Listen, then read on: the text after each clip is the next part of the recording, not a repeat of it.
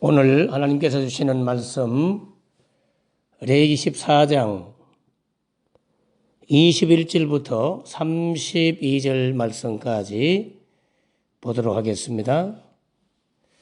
레위기 14장 21절로 32절 드라마 성경으로 함께 듣도록 하겠습니다.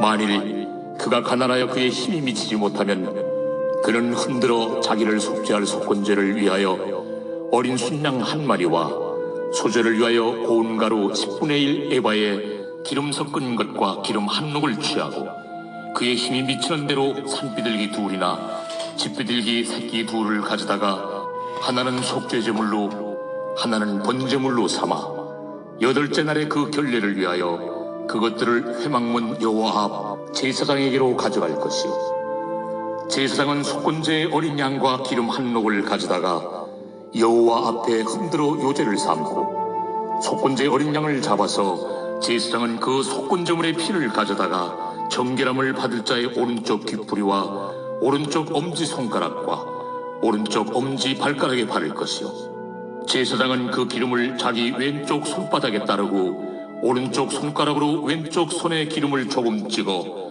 여호와 앞에 7번 뿌릴 것이요 그 손의 기름은 제사장의 정결함을 받을 자의 오른쪽 귓부리와 오른쪽 엄지손가락과 오른쪽 엄지발가락 곧 속건제물의 피를 바른 곳에 바를 것이며 또 그 손에 남은 기름은 제사장이 그 정결함을 받는 자의 머리에 발라 여호와 앞에서 그를 위하여 속죄할 것이며 그는 힘이 미치는 대로 산비둘기 한 마리나 집비둘기 새끼 한 마리를 드리되 곧 그의 힘이 미치는 대로 한 마리는 속죄제로 한 마리는 소제와 함께 번제로 드릴 것이요 제사장은 정결함을 받을 자를 위하여 여호와 앞에 속죄할지니 나병 환자로서 그 정결 예식에 그의 힘이 미치지 못한 자의 규례가 그러하니라. 여호와께서 모세와 아론에게 말씀하여 이르시되 내가 네게 기업으로 주는 자, 오늘 여기까지만 보도록 하겠습니다. 레위기 14장 21절부터 32절 말씀까지 보았습니다. 오늘의 말씀은 하나님께서 가난한 자를 향하여 속죄의 제사를 드리도록 배려하시는 하나님의 사랑을 보게 됩니다. 가난한 자도 함께 회복하시는 하나님, 이런 제목으로 말씀을 나누고자 합니다. 레위기 14장은 계속해서 여러분 나병에서 정결함을 받은 사람이 다시 공동체로 들어오는 장면을 다루고 있죠. 이 장의 이제 끝부분에는 아주 중요한 문장이 등장합니다. 오늘 특별히 14장 21절에 만일 그가 가난하여 힘이 미치지 못하면 그가 가난하여 힘이 미치지 못하면 하나님은 알고 계십니다. 모든 사람이 똑같은 형편이 아니라는 것을 하나님은 너무나 잘 알고 계시죠.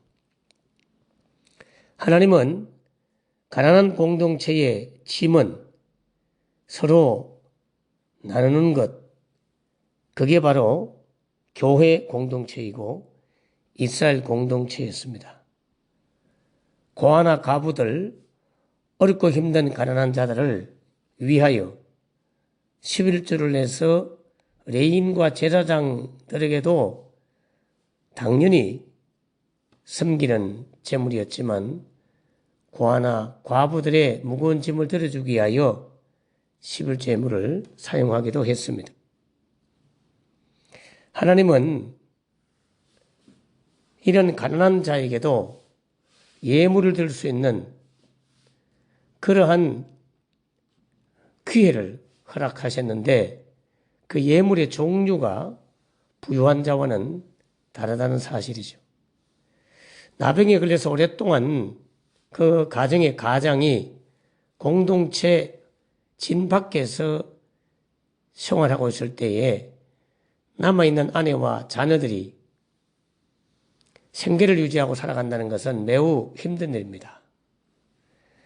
그런 가난한 자의 가장이 드디어 나병에서 치유를 받고 공동체 안으로 들어오게 되면 하나님 앞에 속건제와 속죄제와 번제의 제사를 올려드려야 되는데 그 제사를 드릴 때에 반드시 제물이 필요했습니다.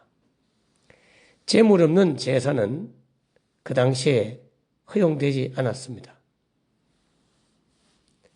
문제는 그 제물이 제사를 드리는 그분을 대신하여 하나님 앞에 바쳐진다는 사실이죠. 그렇기 때문에 반드시 제물이 필요했었습니다. 특별히 속죄제의 제사를 드릴 때에, 번제의 제사를 드릴 때에, 속건제의 제사를 드릴 때에 바쳐야 될 어린 양, 그 어린 양을 바칠 만한 힘이 없는 가정 어떻게 할 것인가? 하나님께서는 바로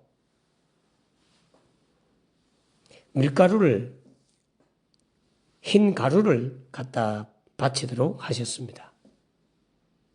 흰 가루를 바치기가 힘들면 산비둘기나 집비둘기 2마리를 주님 앞에 드리라고 가르쳐주고 있습니다.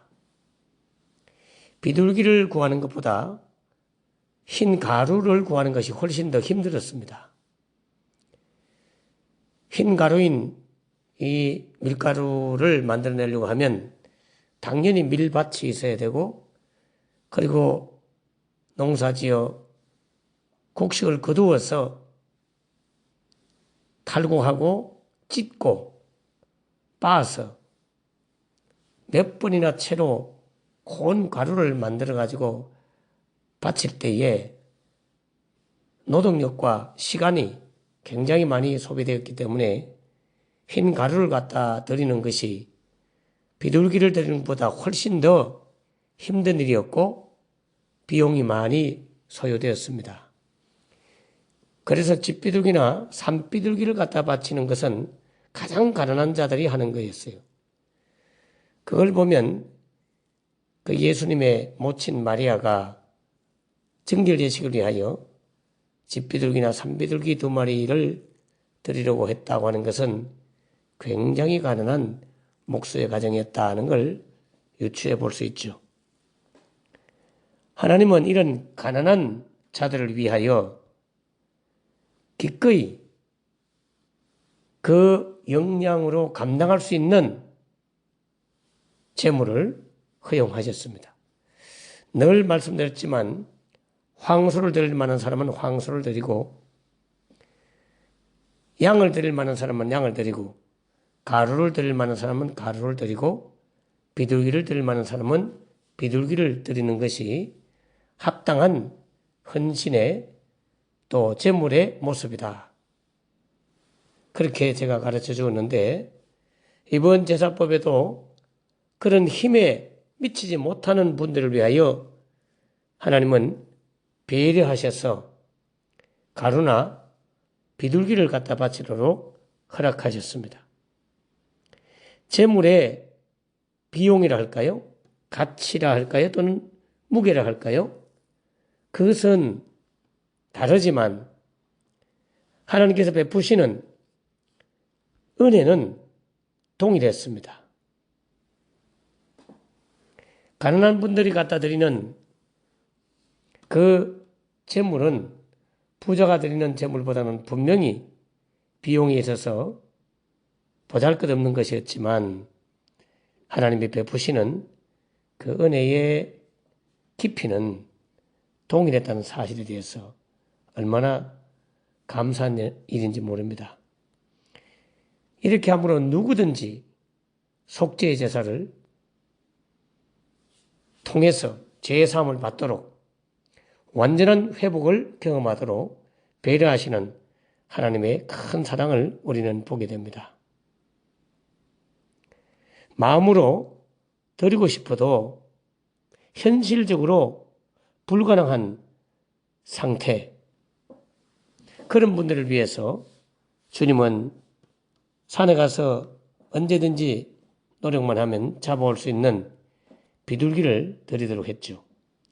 그 당시에 성전이나 또 들이나 산 이런 데 상당한 많은 비둘기들이 서식되어 살고 있었다는 그런 자료들이 있습니다. 하나님은 바로 베푸시는 이 은혜의 자리에 누구나 빠지지 않고 동참하도록 가난한 자를 향한 철저한 배려와 사랑의 모습을 발견하게 됩니다. 자, 이렇게 했을 때에 백성들이 그 가난이라는 기준을 스스로 본인이 정해가지고 주님 앞에 제물을 드리고 싶지 않으니까 나는 가난한 사람이야. 나는 비둘기만 갖다 바칠래. 그렇게 하면서 어린 양을 바칠 만한 제물이 있는 가정이 그런 능력자가 스스로 자신을 가난하다 판단하고 비둘기를 드리려고 하지 않았습니다. 이들은 가난했지만 힘을 다하여 그 형편을 살펴보면 분명히 가루를 갖다 바칠 만한 가정인데도 불구하고 힘이 미치지 못함에도 불구하고 힘에 지나도록 주님 앞에 갖다 드리려고 했지 가난을 핑계 삼아 주님 앞에 드리지 않으려고 하지 않았습니다. 그리고 가난한 자의 기준도 본인이 결정하는 게 아니에요. 구약시대 때 가난한 느낌이나 자신의 판단이 아니라 토지가 없거나 가축이 없거나 재장 곡식이 없거나 일용 노동자로 의존하고 살고 있거나 이런 사람들을 성경은 가난한 자, 빈궁한 자, 힘이 미치지 못하는 자로 구분을 했습니다. 그래서 제사 규정이 명확하게 따로 존재했죠. 신약 시대에도 보면 이런 원칙이 적용됩니다. 사도 바울은 고린도후서 8장 9장에서 보면 주님 앞에 헌금의 기준을 이렇게 말씀하고 있습니다. 있는 대로 받으실 뿐 없는 것을 받지 아니하시느니라. 고린도후서 8장 12절에 있는 것을 받지 없는 걸 요구하지 않는다고 말씀하고 있습니다. 중요한 포인트는 이것이죠. 바로 없는 것을 억지로 요구하지 않는다는 거죠. 비교해서 기준을 삼는 것도 아니었습니다. 각 사람의 실제 형편과 삶의 현실을 기준으로 하나님은 받으셨습니다. 그러나 동시에 자원함으로 기쁨으로 드리라고 그 마음의 태도는 언제나 하나님은 요구했죠.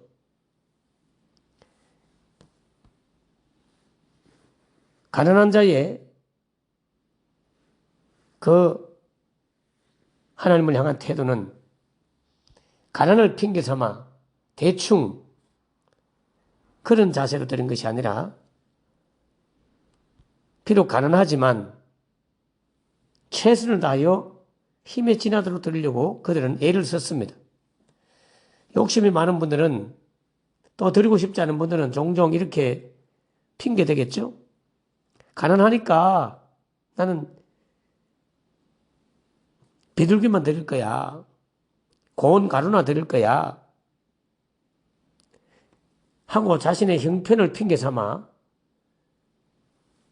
의도적으로 가루를 드리려고 하거나 비둘기를 들여서 최소한의 예의와 형식만 갖추려고 하지 않았을까 하는 생각이 들지만 그러나 그들은 전혀 그렇게 하지 않았어요. 비록 가난했지만 최선을 다해서 성도들 스스로가 드리려고 했고 하나님은 가난한 자를 배제하지 않으셨습니다. 늘 말씀드리지만 예루살렘 교회가 어려울 때 극한 가난 가운데 있는 그들도 찾아와가지고 우리도 성도를 섬기는 일에 참여시켜 달라고 예루살렘 교회가 무거운 짐을 지고 힘들어 허덕일 때 성도들은 각자가 서로의 짐을 나누어 주면서 예루살렘 교회를 도왔던 것이죠. 여러분, 이런 정결 예식에 드렸던 그 재물은 줄어들었지만 은혜는 줄어들지 않았어요. 가난한 자에게는 어린 양 한 마리를 드리거나 고운 가루에 기름을 드리거나 또는 그것도 안 되면 비둘기나 산비둘기를 대체해서 드리도록 대체 제물을 허용했습니다.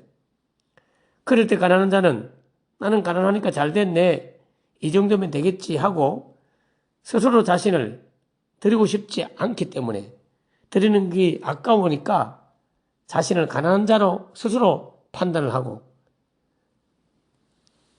어찌하든지 적게 드리려고 하지 않았어요. 그들은 늘 주님, 비록 내가 가난하지만 어린 양을 드리고 싶습니다.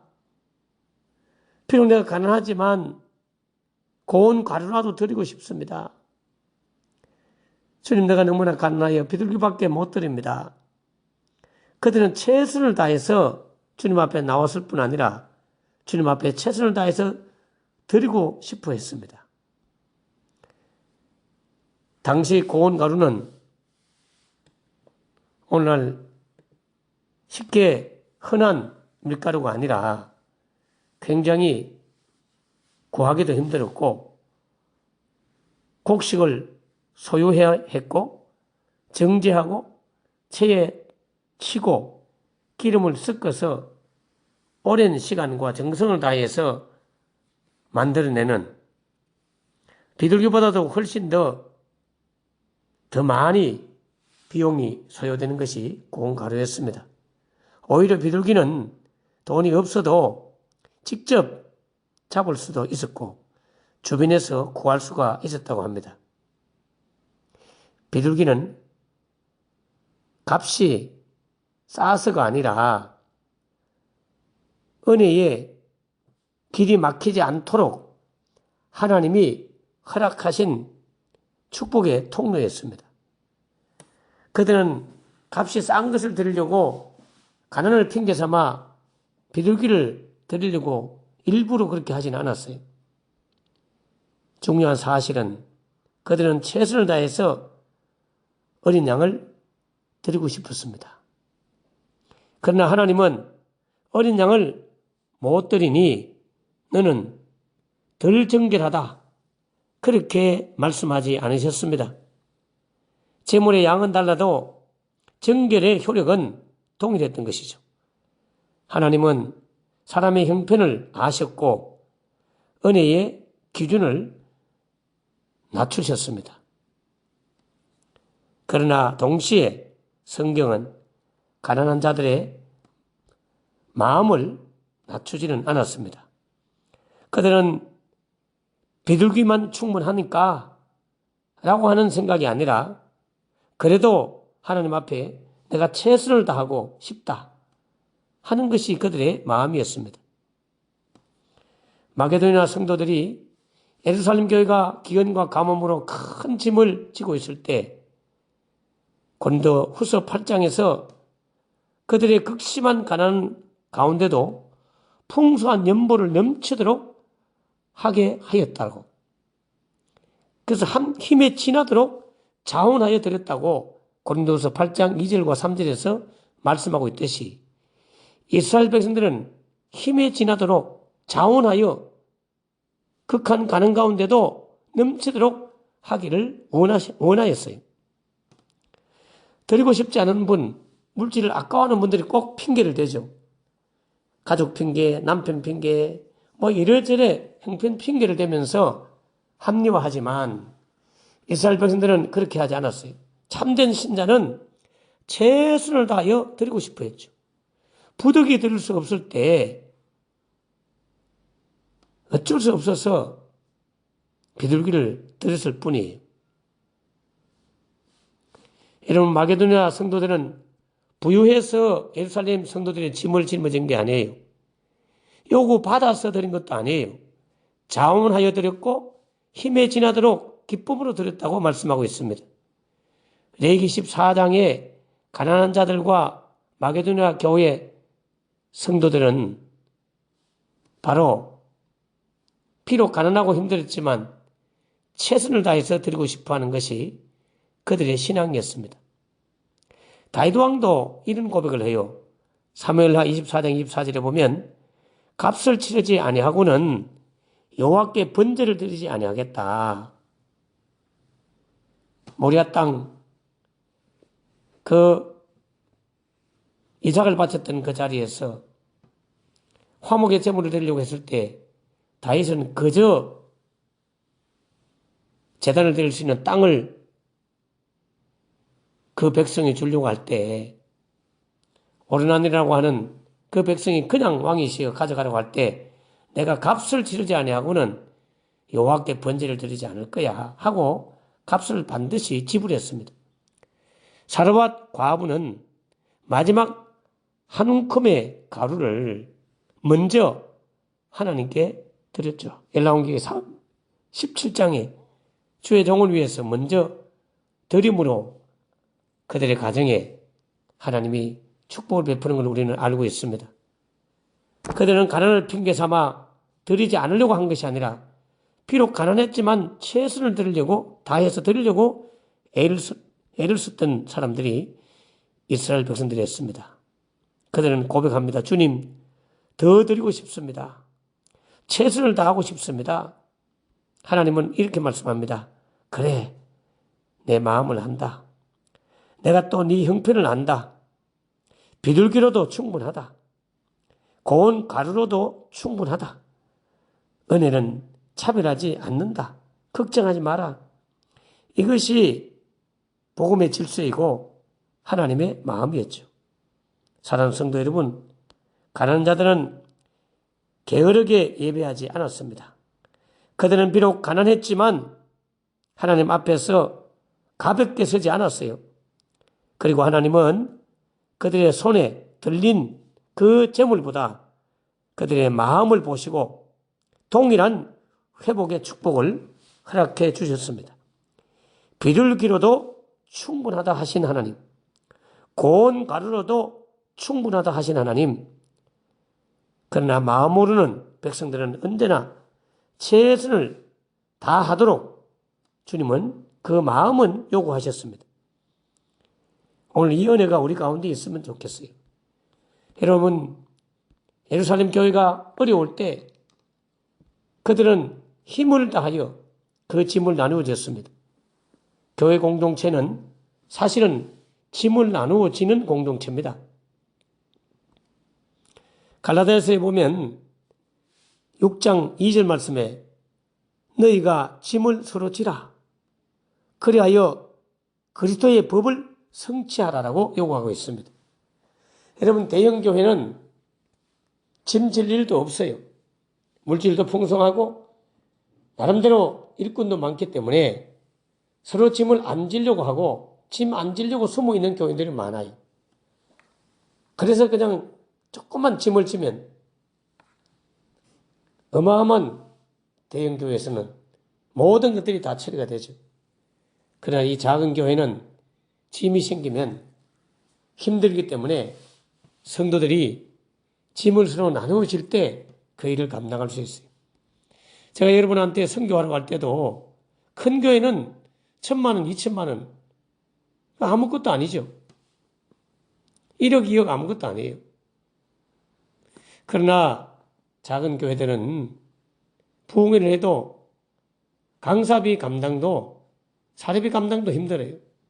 그럴 때 짐을 나누어주면서 서로 예물을 드리고 시간 예물을 드리는 이유가 감사와 축복을 위한 예물을 드리는 것도 있지만 이런 행사에 내가 짐을 지겠다 하는 태도로 예물을 드리는 거예요. 사실은 선교 예물을 드리는 것도 선교사가 받는 상급에 우리를 참여시켜서 하늘의 상급을 받도록 하는 의도와 목적도 있지만 바로 선교의 짐을 서로 나누어 짐으로 그리스도의 법을 성취하게 하기 위한 것이 그 목적이 있습니다.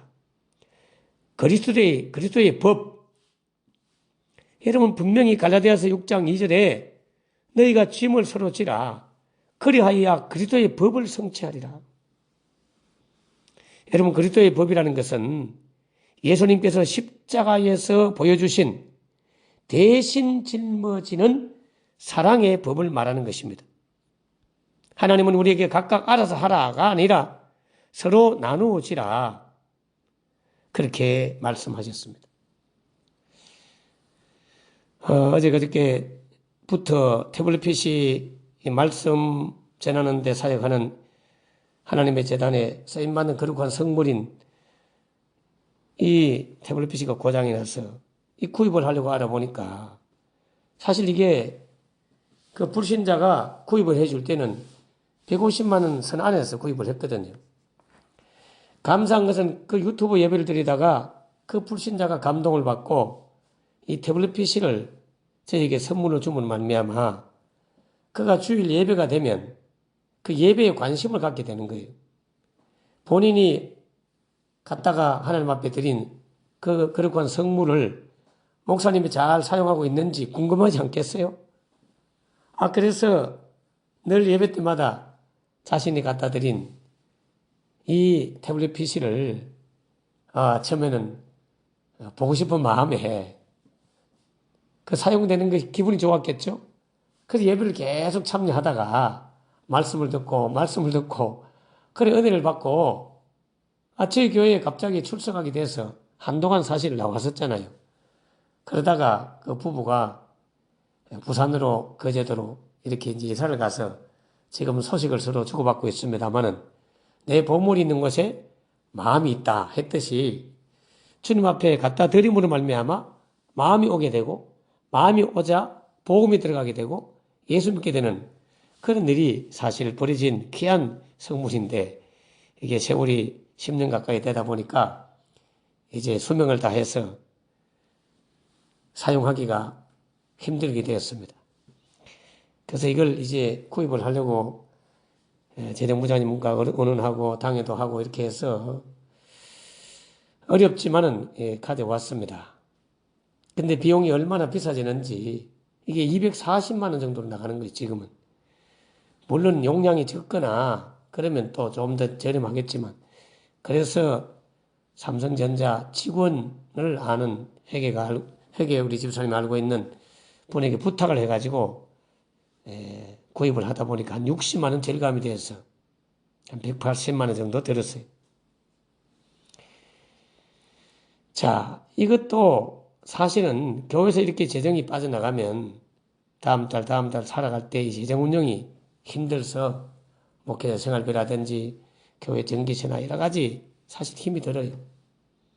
그래 어찌하든지 이제 살아내야 되는데 자, 이런 일을 경험할 때 사실 이거 우리가 10명, 30명이 서로 각각 짐을 지면 십실반 조금씩 짐을 지면 충분히 감당할 수 있는 것들이죠.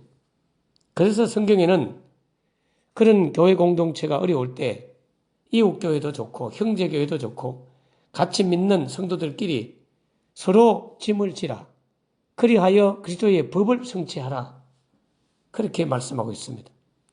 예수님의 십자가의 사랑 그 사랑을 우리가 말하지만 그 사랑을 성취하는 방법은 우리가 각자가 짐을 질 때 그리스도의 법, 사랑의 법이 이루어지는 거예요. 사랑의 법은 말로 끝나는 것이 아니라 성취시키는 법으로 도달하려고 하면 짐을 져야 되는 것입니다. 여러분 항상 교회 공동체는 이런 그리스도의 법이 성취되는 장소입니다. 여러분 주일을 위해서 금요일 토요일마다 와가지고 어제도 토요일날 청소 못하는 집사님 오셔가지고 교회 일부분의 짐을 또 지면서 청소를 하고 가시더라고요. 예, 그거죠. 서로 짐을 지니까 교회 공동체가 움직이시잖아요. 혼자서 이걸 하려고 하면 몇 시간이나 걸려요. 그런데 서로가 구역을 나누어서 짐을 지고 청소함으로 감당이 되죠. 여러분 성도들이 개인적 가정에도 무거운 짐이 있으면 그 짐을 서로 짊어지고 중보 기도를 해 주셔야 돼요. 저는 어제와 또 그저께 밤 이틀 동안은 거의 주님께서 잠을 재우지 않으면서 환자를 위한 기도를 계속 하도록 만드셨어요. 조금 걱정이 됩니다. 오늘 우리 김계숙 집사님 나오지 못하셨는데 아드님 스코 형제가 어제 위내시경 촬영을 하게 되는데 결과가 어떻게 나오는지 아직 보고는 받지 못했지만은 저를 잠재우지 않고 계속해서 기도를 하도록 만드시는 걸 보면서 아이고 힘든 일이 있는 건 아닌가 하는 염려가 사실 되긴 해요. 여러분 이런 가정에 큰 어려움이 있을 때 이 위암 절제 수술을 하고 굉장히 생존의 기간이 몇 달 되지 않았다고 했지만 우리 서로가 짐을 지었을 때에 지금 3년 이상 건강히 지금 잘 살고 계시잖아요. 이렇게 여러분 성도들의 가정에 어려움이 있을 때에 물질로도 짐을 지어주고 중보기도로도 짐을 지어줄 때에 그리스도의 법이 성취되는 것입니다. 여러분 이런 환자들 위해서도 기도의 짐을 지어주시기를 바라고 교회 여러 가지 이런 기자재와 성물을 구입할 때도 여러분의 마음에 성령이 감동을 주면 짐을 내가 지겠다는 마음으로 함께 동참하여서 그리스도의 법을 이루어가는 일에 우리가 쓰임을 받고 주님의 나라에서도 상급을 받는 그런 은혜가 있도록 짐지는 것을 두려워하지 말고 짐지는 것을 시험 들지 말고 짐지는 걸 거부하지 말고 내 힘에 미치는 대로 서로서로의 짐을 나누어 지는 성도들이 되어서 그리스도의 법, 십자가에 대신 짊어지신 예수님의 사랑의 법을 성취하는 우리 성도들 되기를 주의 이름으로 자비로우신 하나님 아버지, 우리는 각자가 삶의 형편이 다 다릅니다. 하나님은 그 형편을 따라 주님 앞에 예배하고 헌신하고 예물을 드리라고 그렇게 가르쳐주고 있습니다. 각자가 드리는 예물의 분량은 다르지만 주님의 베푸시는 은혜는 동일하게 받으시겠다고 주님은 말씀하고 있습니다. 각자가 가져온 재물의 분량은 달라도 주님은 우리한테 그 마음은 요구합니다. 마음은 더 힘에 지나도록, 마음은 자원하여, 마음은 기쁨으로 그렇게 드리도록 우리의 마음은 크게 요구하지만 실제적 삶의 형편을 따라 재물을 주께서 허락함으로 배려하시는 하나님의 사랑을 보게 됩니다. 주여 우리에게 이러한 힘에 미치는 대로 재물을 드림으로 속죄의 은총을 받았듯이 우리 또한 교회 공동체의 짐을 서로 나누어지고 성도들의 아픈 짐을 서로 나누어지는 그러한 성도들이 되어서 그리스도의 법을 성취하는 일에 쓰임받도록 축복하여 주옵소서. 십자가 위에서 헌신과 죽음으로 말미암아 우리의 죄를 대신 짊어지신 주님, 우리도 교회 공동체의 짐을 대신 짊어지고 각자의 분량과 역량과 힘을 따라 대신 짊어짐으로 함께 이루어가는 아름다운 공동체가 되게 하여 주시옵소서. 예루살렘 교회는 너무나 큰 짐을 짊어지고 허덕이고 있었습니다. 그럴 때 주변 모든 교회 성도들이 그 짐을 나누어 지겠다고 힘에 지나도록 극한 가난 가운데서도 자원하여 기쁨으로 풍성한 연보를 들여서 예루살렘 교회의 짐을 짊어져 주었습니다. 사르밧 과부도 비록 가난했지만 힘을 다하여 주의 종을 섬기고 또 밭들무로 말미암아 짐을 졌을 때에 그의 가정에 마르지 않는 축복을 베풀어 주었습니다. 하나님, 성도들의 가정마다 물질로도 어려움이 있고 또 건강으로도 어려움이 있고 그럴 때마다 우리가 구제 비를 드리거나 또는 중보기도를 함으로 짐을 나누어 지는 그런 성도들이 되어서 그리스도의 법, 사랑의 법을 완성하는 성도들 되게 하여 주옵소서. 이들에게 성령의 감동을 베풀어 주시고 하나님의 음성을 들려주시고 하나님의 음성을 따라 순종함으로 말미암아 예수님의 희생의 피의 제사인 사랑의 법을 성취하는 데 쓰임받는 거룩한 종들 다 되게 해주시옵기를 예수님 이름으로 간절히 기도하옵나이다. 아멘, 아멘.